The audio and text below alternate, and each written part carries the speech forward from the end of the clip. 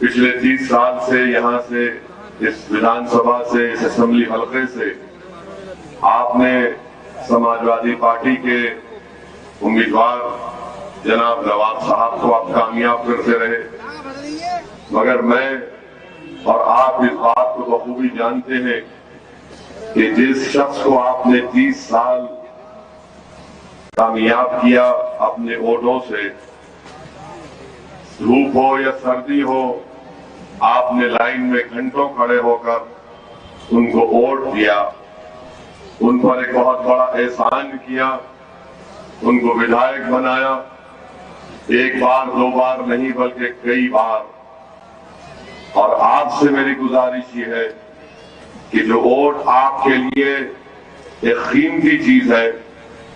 जब आप किसी उम्मीदवार के हक में वोट का इस्तेमाल करते हैं तो वो आप अपनी ज़मीर की आवाज पर उसको वोट देते हैं, एक भरोसे की उम्मीद पर वोट देते हैं कि कल ये जीत जाएगा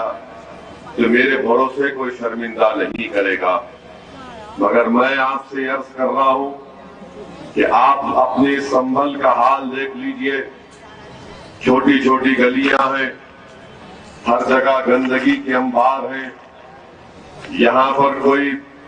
कॉलेज का मौसर इंतजाम नहीं है, बच्चियों के लिए डिग्री कॉलेज का कोई इंतजाम नहीं है। संभल का डिस्ट्रिक्ट हेडक्वार्टर जब अखिलेश यादव मुख्यमंत्री थे, सपा की हुकूमत थी,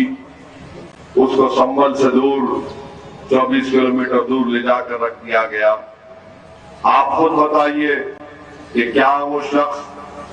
अब की बार आपके वोट का मुस्तहिक है या नहीं। मैं आपसे गुजारिश कर रहा हूं कि हाँ, यकीनन आपके नहीं के नारे बिल्कुल अच्छी एक अलामत है, मगर याद रखिए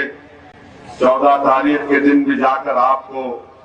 वहां पर इस नारे को याद रखकर जनाब मुशीर तरीन साहब के हक में जो मजलिस के उम्मीदवार हैं आपको उनको कामयाब और कामरान करना है। तो पतंग के निशान पर वोट डालिए, संभल विधानसभा की तारीख को बदलिए, संभल विधानसभा की तरक्की के लिए, संभल विधानसभा के अहमियत के लिए आपको अब की बार मजलिस इत्तेहादुल मुस्लिमीन के उम्मीदवार के हक में वोट देना है। याद रखिए मेरी इस बात को कि समाजवादी और बसपा के पास आपकी कोई अहमियत नहीं है। आपकी अहमियत उसी वक्त पैदा होगी जब आप अपनी पार्टी को कामयाब करेंगे। आपने इनको वोट दिया, समाजवादी पार्टी को आपने कई मरतबा वोट दिया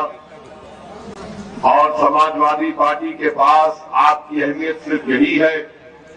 नवाब साहब के पास आपकी अहमियत यही है कि आप सिर्फ दरी बिछाओ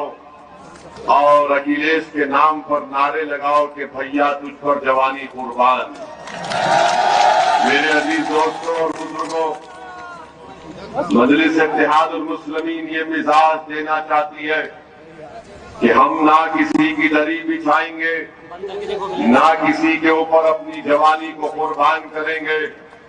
बल्कि मजलिस आपसे ये कहती है कि असदुद्दीन ओवैसी आपके हक के लिए,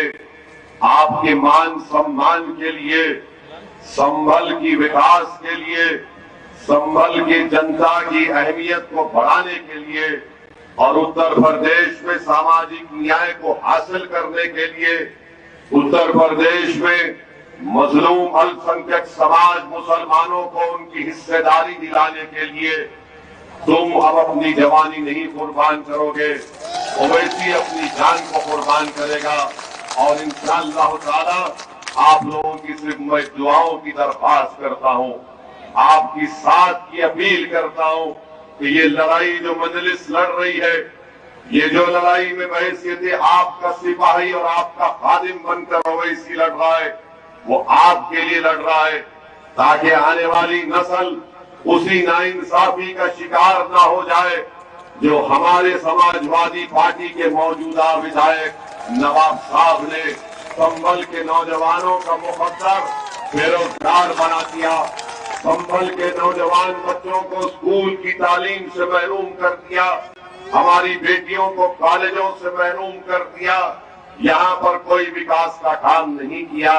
मैं फिर से कह रहा हूँ, संभल में अगर किसी का विकास हुआ,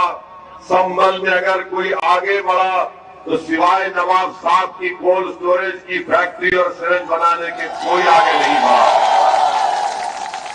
और मुझे यकीन है कि मेरे ये सच्चाई के अल्फाज इंशाअल्लाह ताला अल्लाह सुब्हानहू ताला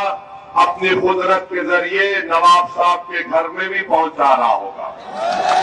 हमको बताया गया कि नवाब साहब घर में बैठकर हमारे भड़काऊ भाषण को सुन रहे हैं। सुनो मेरी आवाज को,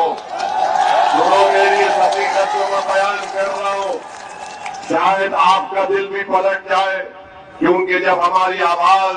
अल्लाह के करम और फजल से